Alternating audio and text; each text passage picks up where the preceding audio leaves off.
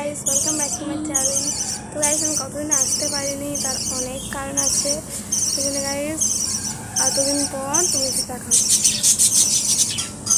বুঝলে? তো চলো,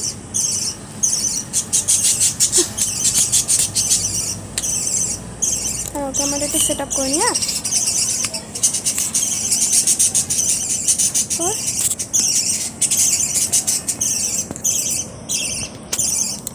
যাই হোক, আমি এখন ছাদে এসেছি, তোমরা দেখতে পাচ্ছ যে বড় ভাইয়া আমি এখন ছাদে এসেছি।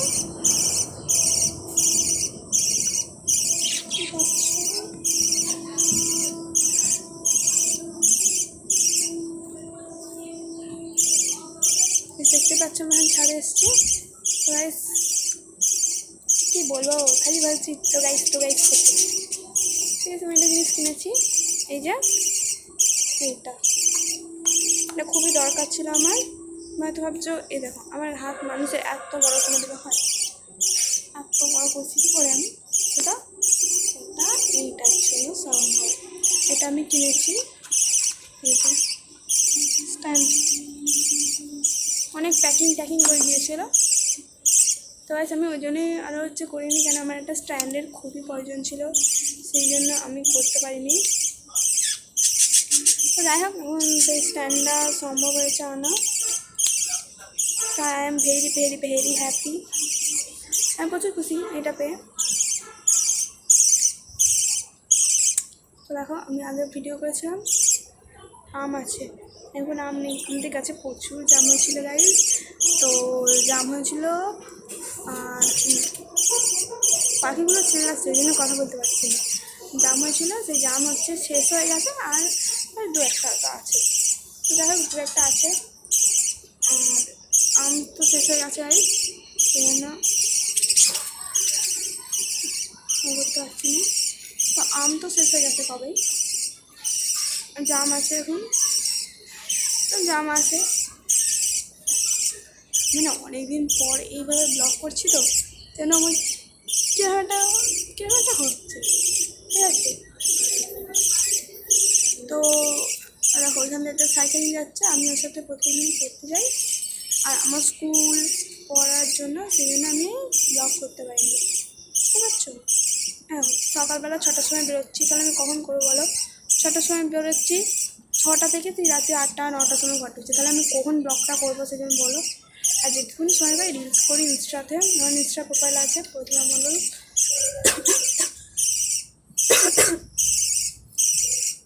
মণ্ডল, বলে সার্চ করবে, পেয়ে যাবে। আমি লিঙ্ক দিয়ে দেবো, তোমরা সবাই একটু ফলো করে দিও, আর আমার ভিডিওগুলোকে লাইক করে দিও, ঠিক আছে? তো ফলো আর লাইক করে দিও। আমি কোনোদিন এই স্ট্যান্ড ফ্যান ইউজ করি না, তো এটা ধরে আছি তো, যেন হাতে আমার কি ব্যথা করছে। তো আমি যে স্ট্যান্ডটা অর্ডার দিয়েছি ওটা হচ্ছে সব কিছু আছে, সেলফি স্ট্যান্ড প্লাস তুমি এমনি স্ট্যান্ড, ছোটো করা যাবে বড় করা যাবে। আমি ঠিক ক্যামেরার বিষয়ে অতটা মানে জানি না, তো যেটুকুনি জানি সেটুকুনি বলছি। তো আমাদের পাখির একবার বলেছিলাম যে নতুন সদস্য আছে বাড়িতে, তো বলেছিলাম সেইটা করেছে, ডিম পেয়েছে, তা থেকে 4টে বাচ্চা হয়েছে। 4টে বাচ্চা হয়ে 3টেতে ঠেকেছিল, একটা মরে গেছিলো, আর একটা মাথায় কামড়ে দিয়েছিল, 3টেতে ঠেকেছিল। আবার একটা না না হ্যাঁ প্রচুর কামড়ে দিয়েছিল, আবার একটা কী বেশ একটা মরে গেছিলো, তো হ্যাঁ আবার একটা মরে যাচ্ছিলো, আর 2টোতে ঠেকেছিল, 2টোতে আবার একটা পালিয়ে গেছে কদিন আগে, জামের দিনকে পালিয়ে গেছে, আর একটা আছে। তো যেটা আছে সেটা নিয়ে আর কোনো বলার দরকার নেই, যেটা চলবে সেটাই। তো আর কি করবো বলো? পাখিগুলো অন্ধকারে গেছে না, দেখা যাবে না। এই ঠিক এই খোপটাই আছে, এই এখানে একটা খোপ আছে, এই খোপটাই আছে।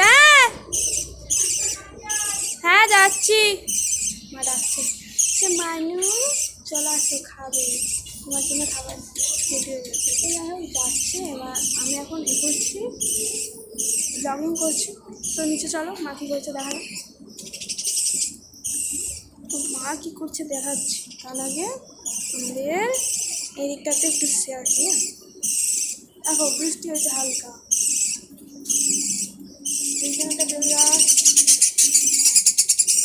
এই আম গাছ, এই আম গাছটাতে 3-4টা আম হয়েছিল, বেশি হয়নি। আর এই বেশিগুলো পান, এটা হচ্ছে আমাদের বাড়ির আশেপাশে সব ভাড়া থাকছে এই রুমটাই। আর এটাতে আমরা থাকি, এইটাতে এইটাতে থাকি, এই যে ঘরটা দেখতে পাচ্ছ এইটা, আর আমি যেখানে দাঁড়িয়ে আছি তার নিচে দেখছি আমরা। আর একটা ঘর আছে মাতৃঘর। আর গাইস এই ঘরটা আমাদের কারোরই নয়, আমার একটা কাকার। তো তোমরা হয়তো বলবে কাকার যদি বা হয় তাহলে আমরা কথা বলিনি কেন। তো গাইস বলছি, সব বলছি। তো গাইস কী হয়েছিল দেখো, দেখো একদিন ভোটের সময়, আগের বছর তার আগের বছর ভোটের সময় কী হয়েছে, আমার কাকা মদ খেয়ে আসে, খেয়ে এসে এবারে আমার ঠাকুমাকে কী একটা বলেছিল, সেই জন্য আমার ঠাকুমা আমাদের কাছেই খাচ্ছিল। তো খাচ্ছিল, আমরা সেটা নিয়ে কিছু বলিনি, খাচ্ছিল। আমার মা জিজ্ঞেস করছিল কেন তুমি ওদের সাথে বাড়িতে যাচ্ছ না, কেন কথা বলছো না। তো বলছে আমার ঠাকুর তখন বললো যে ওটা আমার ব্যাপার, আমি কার বাড়িতে যাবো, তোমরা যদি ভাত খাওয়াতে পারো তাহলে বলো, তুমি খাওয়াবে। আমার মা তখন বলছে কেন খাওয়াতে পারবো, নাহলে আমি নিজেই ফুটিয়ে খেতে পারি। আমি বলছি, তখন আমার মা